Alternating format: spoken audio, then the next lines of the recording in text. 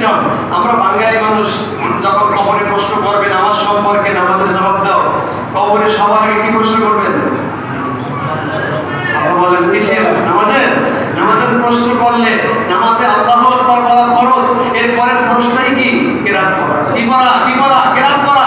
তাহলে আমি কি যেদিন বলবো এই আল্লাহ যদি বলে এই বান্দা আমার নামাজের হিসাব দাও, আমি তোমাকে দুনিয়া বলেছিলাম আউয়ালু মা ইউহাসাবু বিহিল আবদু ইয়াওমাল কিয়ামাতিস সালাহ, তোমাকে বলেছিলাম কিয়ামতের সবার প্রথমে নামাজের হিসাব হবে।